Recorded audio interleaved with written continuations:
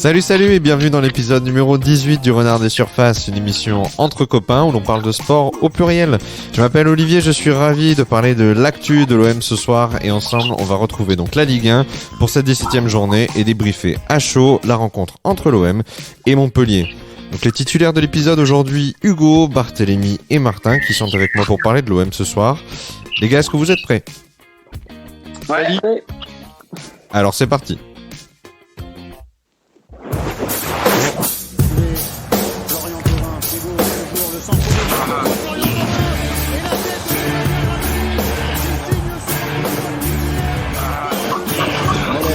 Qui a pu contrôler la frappe de Mollet. Il a trouvé le petit filet opposé.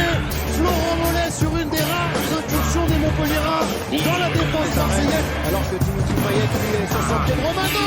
Elle a trouvé l'ouverture. Timothy Payet qui aussi entré en jeu. Marque un but de Mollet. En position de pied gauche à nouveau pour Saïd Mehdi Kaoui qui a trouvé l'intérieur du pied de Manel Fassa. En premier temps,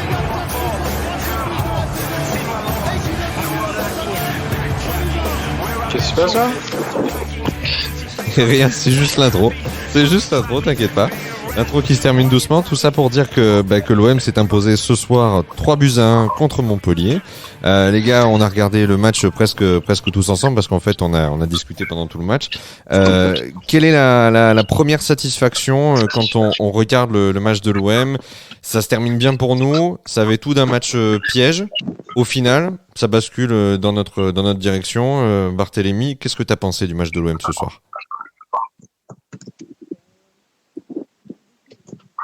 C'est le côté offensif parce qu'on a vu un OM avec beaucoup d'occasions qui s'inscrit souvent du côté de Florian Thauvin, mais c'est rare dans les derniers matchs qu'on ait eu autant d'occasions. Le match de Rennes était parti un peu sur les mêmes bases, mais on a été freiné rapidement grâce à l'arbitrage et là, content d'avoir vu ça pendant 90 minutes. Alors c'est vrai qu'il y a eu beaucoup d'occasions en première mi-temps, Thauvin dès la 10e minute, Benedetto qui rate aussi, il a plusieurs opportunités en première mi-temps avec un centre de Pape Gueye, avec un ballon qui contrôle et qui l'envoie juste à côté du poteau, le gardien était battu, encore des centres de Thauvin, c'est vrai qu'il a été très très présent aussi. Mais on a eu une belle animation offensive dans la première mi-temps et les commentateurs le disaient sur Canal, ce match, il va forcément y avoir des buts, vu comment ça tourne. Hugo, toi, devant ta télé, t'as ressenti quoi quand t'as vu cette première mi-temps ? Moi, je me pose la question de savoir si finalement la première mi-temps qu'on va dire réussie de l'OM est grâce à l'OM ou c'est parce que c'est la faute de Montpellier. Dans le sens où finalement l'OM a fait, avait une de la volonté, avait ce soir quelques mouvements intéressants. C'était pas incroyable, il y avait quelques mouvements intéressants, mais c'était pas non plus flamboyant techniquement, excepté Thauvin. Par contre, j'ai été assez choqué de la médiocrité défensive de Montpellier, tant individuelle, parce que Thauvin, par exemple, sur son côté, s'il a été aussi fort, c'est que Montpellier lui a aussi laissé des espaces, que collective, parce que le nombre de fois où il y avait des fautes de marquage à chaque fois que Thauvin centrait, c'était incroyable. Ah, ils ont pris la marée sur Thauvin. Il a fait que s'amuser en montant, en descendant sur son côté droit. Mais c'est vrai que Montpellier aussi, tu l'as dit, ils ont pêché aussi devant. Parce que Martin, t'as peut-être un truc à nous dire, mais moi j'avais l'impression que Montpellier, ça partait très très vite devant dès qu'il prenait un ballon au milieu de terrain et qu'on aurait pu, à la fin de cette première mi-temps, être mené au score et pas que d'un but. Ah bah clairement, la première mi-temps, elle tourne en la faveur de l'OM, mais ça aurait pu tourner en la faveur de Montpellier, puisque les deux équipes ont animé le jeu, mais peut-être la plupart des frappes de l'OM étaient assez timides, des ballons un peu perdus genre, au moment de frapper. Alors que Montpellier allait au bout de ses actions et les a ratés à tir à côté, de peu souvent. Donc l'OM s'en sort bien en fait au bout de la première mi-temps, même si c'est quand même un score mérité puisque c'est l'équipe qui a le plus poussé, qui a le plus appuyé pour aller marquer le but, quoi. Alors tu l'as dit. Après, moi, si je peux... Vas-y Hugo, vas-y, continue. Si je peux me permettre d'intervenir, rebondir sur les offensives montpelliéraines. Alors c'est pas le moment parce que le contexte est pas bon, il ferme à Montpellier en ce moment, mais qu'on n'ait jamais beaucoup plus pensé que ça à Andy Delors quand on voit ce qu'il fait ce soir avec Montpellier et qu'on sait que c'est typiquement un joueur qui aurait le profil pour l'OM, je trouve ça assez perturbant parce que quand on voit encore ce qu'il fait ce soir en termes juste de mouvement, je ne parle pas de la conclusion a été assez moyenne ce soir, mais dans le mouvement, dans la percussion, quand on voit la difficulté offensive qu'on a en ce moment et les galères qu'on a à trouver un attaquant, qu'on n'ait pas essayé à un moment donné de recruter en Idolor, que là on essaie d'aller chercher un pseudo nom à Naples qui a pu jouer depuis 6 mois. Je suis assez perturbé une nouvelle fois par la politique de recrutement de l'OM quand je vois ça. Là, tu parles d'Arkadiusz Milik, qui est dans les papiers éventuellement du mercato de l'OM, qui serait trop cher, donc pour l'instant on n'en parle plus. Mais on en parlait depuis quelques semaines à Marseille en effet. Mais Delors, il a été impressionnant à la 7e minute avec son petit enroulé pied droit qui a frôlé le poteau. Alors il était hors jeu, mais c'est vrai qu'à un moment donné, ce ballon, on l'a tous vu dans la cage de Mandanda, on l'a tous vu dans les filets. Qu'est-ce que je voulais te dire? Oui, cette première mi-temps, Hugo, elle se termine quand même avec une belle action de Florian Thauvin conclue par Nemanja Radonjic pour le 1-0 à la 41e minute. Radonjic, c'est un peu le revenant, il a moins de 300 minutes de jeu dans les pattes parce qu'il est pas dans les plans de Villas-Boas depuis le début de la saison. Il est sur la liste des transferts. T'as pensé quoi de son apport dans le match aujourd'hui, Hugo? Assez faible quand même. En fait, s'il n'y a pas son but, on en tire une conclusion très négative de son match, d'après moi. Je trouve ça finalement, mais finalement il a fait le plus important, c'est-à-dire qu'il a marqué. Donc oui. Pour un joueur offensif c'est le plus important, mais on sent que c'est encore assez faible. Mais comment dire, je pense que c'est dans le bon sens parce qu'il marque. Et déjà un joueur offensif qui marque c'est le plus important pour se mettre en confiance. J'ai encore quelques espoirs sur lui parce que j'ai vraiment l'impression qu'il a des capacités à la base. Maintenant, il faut qu'il se mette la tête à l'endroit et qu'il pense à lever la tête quand il joue au football.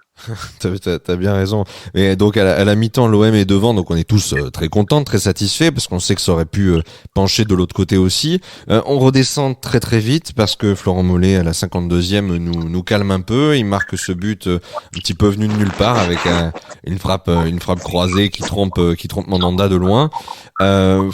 Honnêtement, à ce moment-là, on n'a pas vraiment de certitude.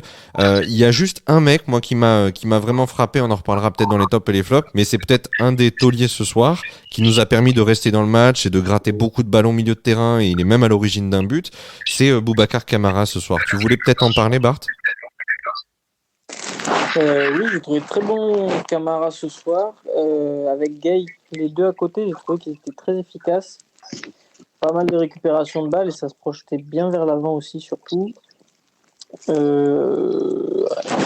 Après il manque, quand il arrive offensivement il est un peu cuit parce qu'il fait des grandes courses. Après là il a réussi quand même à créer deux belles occasions, une sur Thauvin et l'autre que j'ai, si la passe à Haoui avant le but de Germain. Bien sûr, elle est superbe. Après, moi j'ai beaucoup aimé aussi l'apport de Gay à côté. Les deux se complètent bien et lui il a un très bon gelon. Ouais, d'accord. Avec ses transversales qui étaient souvent très intéressantes. Le centre qu'il fait pour Dario Benedetto, pareil, très intéressant. Il a un peu un air de Pogba, mais pas que dans le physique. Et j'espère qu'il va continuer de jouer à côté de Kamara et qu'il va continuer d'être performant. Il fait une passe clé sur le premier but, Gay. C'est lui qui fait une transversale pour Thauvin et qui lui permet de donner l'espace pour percuter. Ouais, il en a fait plusieurs des comme ça. Ouais, il a vraiment eu quelques passes assez lumineuses. Ouais. Non, il a été vraiment très important au milieu de terrain. Il y en a un autre au milieu de terrain qui a eu un positionnement un petit peu pas hasardeux, mais justement il a été souvent positionné près des attaquants. C'est Michael Cuisance ce soir. Vous en avez pensé quoi? Je pense à Martin par exemple. On l'a vu souvent autour du ballon, souvent se projeter vers l'avant, mais après c'est vrai qu'on concrètement on a tiré peu d'actions de lui, donc c'est assez dur de faire une conclusion. On est un peu mitigé quoi. On a envie de dire il était là, mais on l'a pas vu sur la finition des actions, on est moins convaincu par lui que par le reste de l'animation offensive, quoi. Hugo, pendant qu'on se parlait dans le match, t'as quelque chose à nous dire parce que pendant qu'on se parlait pendant le match, je crois que t'as pas trop apprécié la performance de Cuisance.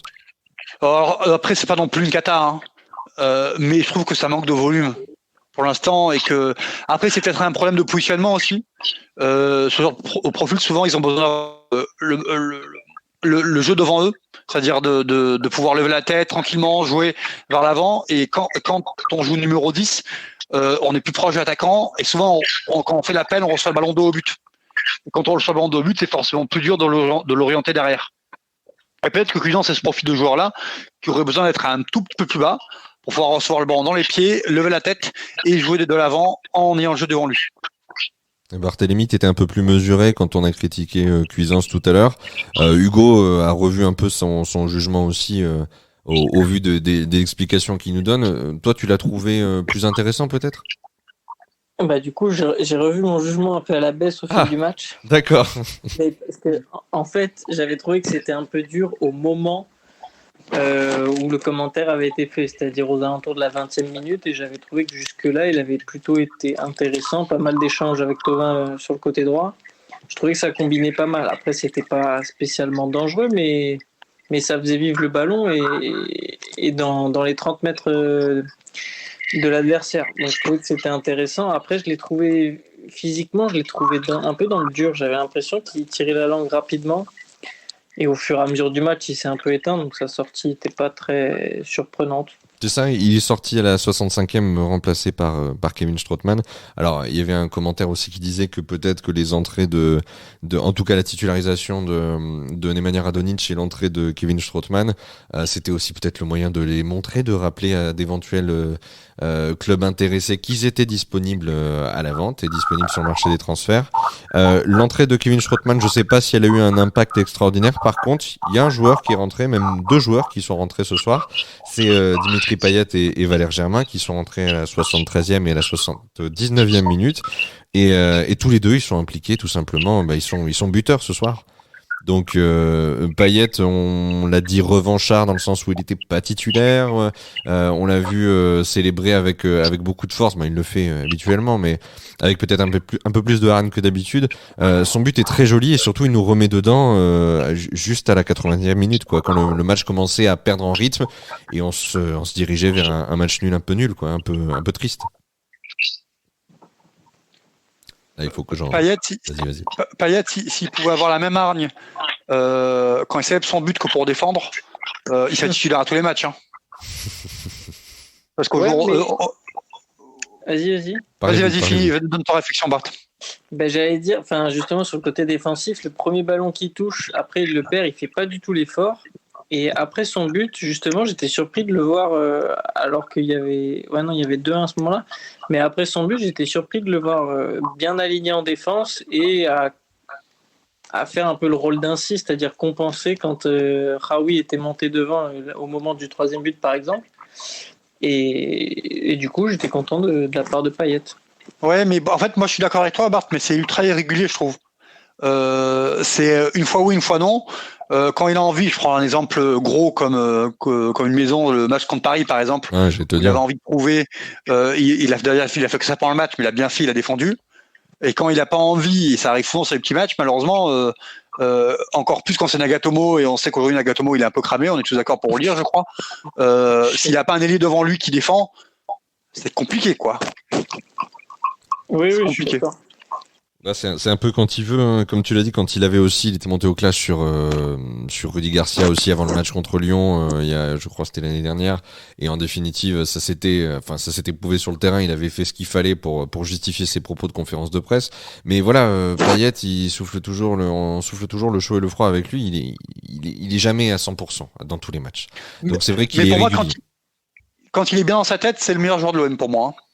Là, ce soir, c'est lui qui débloque. Les esprits, qui libère. Et pourtant, Thauvin est fort. Hein.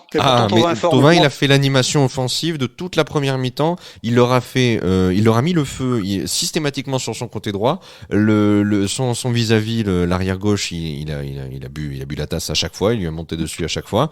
Mais voilà, ensuite Thauvin, c'est lui qui donne qui sert Radonjic, il en a fait 3, 4, 5, il aurait pu en faire 10 des centres, ils auraient toujours trouvé quelqu'un. Donc c'est clair que Thauvin et Payet aujourd'hui, c'est les hommes forts de l'OM. Ensuite, il faut que Payet soit plus consistant dans ses performances et il faut que Thauvin soit plus décisif. C'est un très bon passeur, mais il faudrait qu'il arrive à concrétiser plus régulièrement ses frappes et qu'il soit plus décisif lui-même devant le but. Ensuite, il y a d'autres joueurs qui sont décisifs à l'OM. C'est Valère Germain qui rentre ce soir. Alors, en tout cas, s'il est pas décisif, Valère Germain, c'est surtout le coaching de Villas-Boas ce soir qui paye, parce que Saifuddin Raoui rentre donc à la place de Yuto Nagatomo qui était complètement cramé, tu l'as dit Hugo, et il est venu quand même sur cette belle action emmenée par Boubacar Kamara amené un joli centre en une touche de balle à Valère Germain qui a tout simplement plié l'affaire avec ce 3e but. Ça fait plaisir de finir un match comme ça qui aurait pu nous échapper avec de la maîtrise dans les 10 dernières minutes avec des joueurs qui mouillent le maillot jusqu'au bout. Martin, toi devant ta télé à ce moment-là, tu dis bon c'est bon, je peux éteindre, je peux aller me coucher tranquille. Ah bah c'est sûr qu'on a été rassuré sur la combativité en fin de match de l'équipe. Là où on voyait des fins de match un peu catastrophiques sur la fin de la première partie de saison, avec les 3 matchs qui n'ont pas été gagnés, notamment contre Rennes où l'équipe peu à peu s'effondre alors qu'elle tenait le match depuis le début de la partie. Donc on a vraiment été rassuré par les remplaçants, par le coach, par l'implication des joueurs, peut-être par le retour en forme des joueurs, par peut-être Cuisance qui paraissait toujours un peu fatigué par la première partie de saison, mais les autres paraissaient de retour. Donc c'est vrai que c'est très rassurant et ça rassure sur la capacité à finir sur le podium peut-être, à jouer en tout cas. Oula. Le pour l'instant parce que là sur les derniers matchs on avait commencé à se dire en fait c'est peut-être pas pour nous et là on se dit ça reste une belle victoire contre une équipe qui est dans le coup qui était 7e je crois. Il nous battait ce soir, il passait devant nous littéralement, donc pour le coup c'est contre un concurrent direct au classement général, donc c'est quand même une très bonne opération parce que dans l'idée on se targuait d'avoir ces 2 matchs en retard pour être mathématiquement le premier du championnat.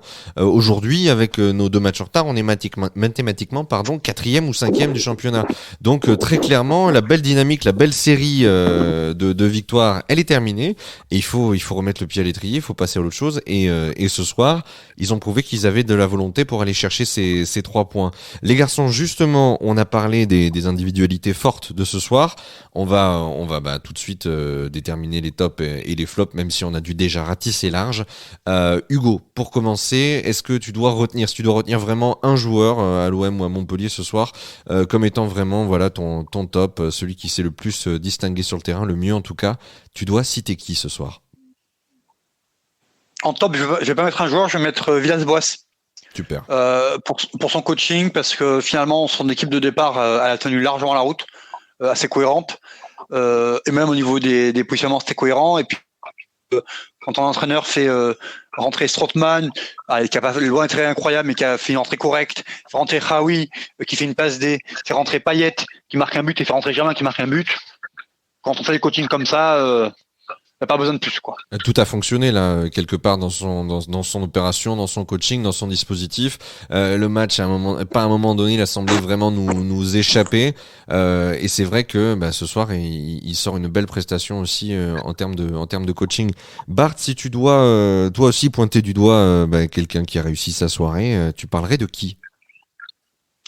Alors en top, moi je l'ai déjà évoqué, mais Pape Gueye, vraiment très fort et je crois qu'il est sur la pente ascendante et je ne pense pas qu'il va s'arrêter là. Je pense qu'il va continuer de progresser au fur et à mesure des matchs et du temps de jeu qu'il aura. Donc Pape Gueye, après forcément Florian Thauvin, il a fait quand même beaucoup, même si en première mi-temps il avait un peu trop pris le melon à mon goût et du coup il tricotait trop. Une perte de balle qui a failli être c'est vrai. Perte de balle, C'est vrai. Et juste avant, il s'avère qu'il a fait un peu l'amour à Ristich en lui faisant 3 allers-retours d'affilée, mais il pouvait encore perdre le ballon à ce moment-là. De perdre de balle et sans défendre derrière. En plus, ouais. Et en flop, je dirais les latéraux gauche, un de chaque côté. Ah oui. Nagatomo et Ristich. Heureusement, j'en ai qu'un seul sur MPG. Mais Ristich, le pauvre, c'est pas son poste. Il n'est pas latéral gauche de profession, mais Nagatomo, chez nous, c'est dur. Hein. C'est très, très dur. Vivement le retour d'Amazi. Je sais pas je me demande ce qu'il a comme qualité actuellement. Je pense qu'il parle japonais. C'est sa qualité première, c'est le sparring de Sakai, qui était pourtant bien acclimaté, donc tu as raison. Si c'est sa seule qualité, on va être un petit peu embêté là en défense. Ouais. Martin, de ton côté, qui tu pointerais du doigt, qui tu remercierais en tout cas pour sa performance ce soir? Moi je serais d'accord pour dire Pape Gueye, notamment on a l'impression qu'il a tout pour devenir un capitaine, un emmagasinateur du jeu, quoi, quelqu'un qui donne du rythme sur le terrain. Notamment, on a vu des passes vers l'avant très intéressantes, enfin plusieurs fois des passes qui pouvaient donner des buts ou des passes décisives, enfin amener des passes qui entraînaient des buts. Donc franchement, c'est assez impressionnant de voir sa capacité tout au long du match à répondre présent et aller de l'avant, quoi. Donc moi, je serais d'accord pour dire top Gay. Et après, en flop, on n'en a pas parlé, mais je dirais Benedetto. Ah oui. On a trouvé en fait, tous ces ballons ont été touchés de manière très timide. Il a eu des occasions, il a eu de quoi se mettre. Il a eu de quoi faire. Il a été disponible de temps en temps quand même. Mais à chaque fois, c'est des interventions très timides où on dirait il effleure le ballon, il sait pas trop quoi en faire. Voilà, la passe à un moment la passe en retrait sur Thauvin alors qu'il doit frapper en deuxième mi-temps. C'est quand même ça montre qu'il est pas trop en confiance. Et c'est vrai qu'on a envie de donner la chance à un autre attaquant que Benedetto, quoi. Ouais, ensuite, c'est vrai qu'il avait, pour sa défense, j'étais le premier à le critiquer dans les épisodes passés, et il avait montré un meilleur visage quand même ces dernières semaines. Après, aujourd'hui, voilà, très clairement, il aurait pu la mettre dedans aussi à plusieurs occasions. Ça s'est pas fait. Il aurait pu s'appliquer peut-être un peu plus. Dis-moi. Il a eu des ballons. Après, il s'est montré très timide. Oui. Après, c'est peut-être comme tu dis, le premier match après la reprise, mais il a toujours sa place, en tout cas. Comme tu dis, il aurait fallu plus d'implication, peut-être. Ça aurait permis au ballon d'aller dans la cage, peut-être, à ce moment-là. Ouais. Et j'ai pas donné mon flop. Ah, vas-y, Hugo, je t'en prie. Et ça permet de partager mon sentiment sur Sakai. Alors, c'est plus un flop général, en fait. D'accord. Mais c'est pas un flop, comment dire, c'est pas un flop méchant, parce que je l'apprécie vraiment sur son dernière, etc. Mais je pense que il n'est pas encore dans le même niveau que Nagatomo, mais il est carbonisé complet aussi. Il arrive en bout de course un peu, c'est ça que tu veux dire. Là, il a plus le jus, il a plus ce qu'il faut. Ouais. Il fait des fautes qui sont pas forcément cohérentes. Il est souvent en retard. Il est facilement passé. Il y a une époque, Sakai, on disait bon, c'est jamais très intéressant offensivement, mais au moins défensivement, ça fait le job, quoi. Maintenant, c'est plus forcément le cas. Et puis on le voyait. Non, mais sur l'ensemble de la saison, oui, tu as raison. On a l'impression qu'il faudrait un autre joueur qui l'a fait son temps, quoi. Exactement. Bounassar aurait beaucoup plus sa place cette saison. Hein. Ah oui, mais Bounassar, il est avec Choupo-Moting au Bayern Munich. Hein, là. Mais l'année dernière, quand il y avait Sarr et Sakai en concurrence, c'était compliqué parfois de dire on préfère Sarr ou Sakai finalement. Les deux avaient leur sens, avaient leur la concurrence était saine, quoi, était cohérente. Tout à fait. Il y en avait pas un qui vraiment dépassait de l'autre. Là, aujourd'hui, on me demanderait qui je prends pour Sarr et Sakai, pas de débat. Ah ouais, non, mais c'est vrai que c'est un peu triste parce qu'il a des qualités humaines, c'est sûr, mais après, physiquement, il brille moins que les années précédentes, c'est une évidence, tu as raison de le dire, Hugo. Et quand on est latéral, il faut savoir briller, physiquement. Ouais. Après, il peut briller contre Neymar d'ici quelques jours, le 13 janvier, pendant le Trophée des Champions. Il peut toujours éventuellement lui faire un genou ou un ligament croisé. Non, je rigole bien sûr, mais non, c'est sûr qu'il est pas aussi brillant qu'avant, c'est clair. En parlant justement des matchs à venir, les gars, la prochaine rencontre en Ligue 1 nous enverra plutôt à Dijon le 9 janvier. Bon, Dijon, ça devrait peut-être pas nous poser beaucoup de problèmes, sans manquer de respect à Dijon. Adrien Rabiot, si tu nous regardes, c'est cadeau. Du coup, ensuite le PSG en Trophée des Champions le 13 janvier. Et après, une succession de matchs quand même très très rapide. 13 janvier, 16 janvier, 20 janvier, 23 janvier. On va enchaîner là. Monaco, Lens, Nîmes, dans le sens inverse. Finalement, c'est bien d'avoir commencé comme ça sur Montpellier, mais il va falloir confirmer et essayer de recoller un petit peu au classement. Vos espoirs là, quant au prochain match à venir, c'est quoi ? C'est qu'on reste sur cette bonne dynamique ou on a l'air encore trop fébrile peut-être ? Hugo, de ton côté. On a envie d'y croire. On a clairement envie d'y croire et mon jugement il est pas forcément impartial. Si je m'écoute avec le cœur, je me dis que on va gagner tous les matchs et qu'on va être sur le podium à la fin janvier. Plus impartialement parlant et plus plus avec la tête froide. Ce que je dirais, c'est qu'aujourd'hui, on a des qualités. Je vais même dire qu'on a de la volonté. C'est-à-dire que ce qu'on avait parfois reproché à l'OM en Ligue des Champions pour une partie de la saison, là, on peut pas leur reprocher de pas avoir de la volonté. Mais par contre, j'ai plus de doutes sur nos qualités techniques.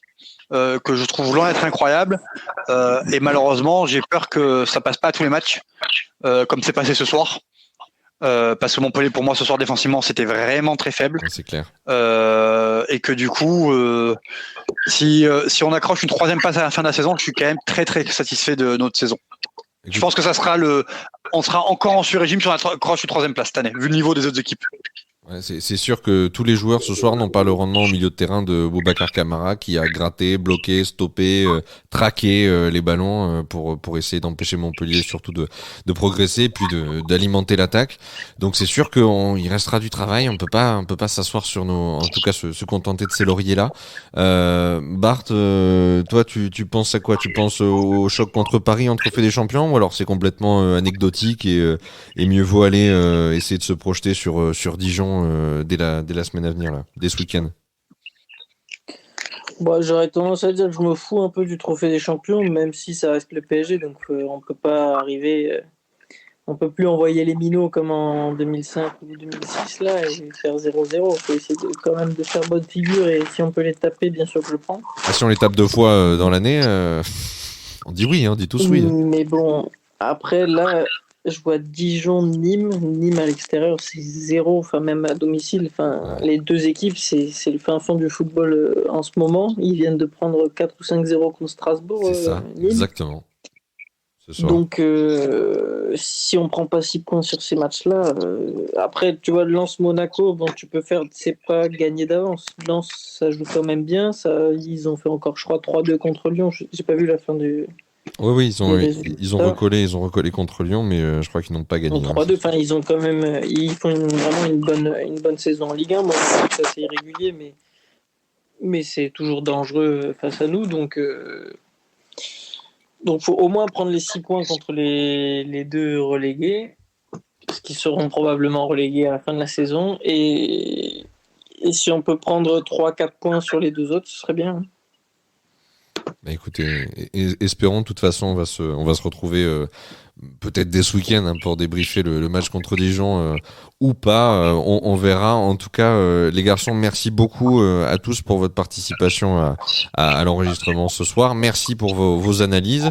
Martin, est-ce que tu veux le mot de la fin? Le mot de la fin, on a vu quand même qu'on a joué contre une équipe qui jouait de manière assez offensive, donc où il y avait des espaces. Donc on espère qu'on sera rassuré contre des équipes qui jouent de la défense. On a vu sur la phase aller qu'on n'a pas battu des équipes comme Reims ou Angers. On espère que le jeu on verra encore du jeu et de la combativité sur les matchs à venir, et notamment sur le mois et demi entre fin janvier et février où on joue absolument toutes les grosses équipes. Donc voilà, on est motivé, quoi. On est plutôt confiant et on espère, on attend les matchs avec impatience, quoi. Eh ben écoute, c'est un bon message. Et on va s'en inspirer et espérer que les joueurs t'écoutent pour nos futurs débriefs. Voilà, qu'ils restent sur cette dynamique-là. Les garçons, encore une fois, je vous dis merci à tous les trois. Je vous souhaite une bonne soirée et surtout à très très vite, à très bientôt sur Renard des Surfaces. À plus les garçons. À bientôt, merci. Ciao, bonne soirée.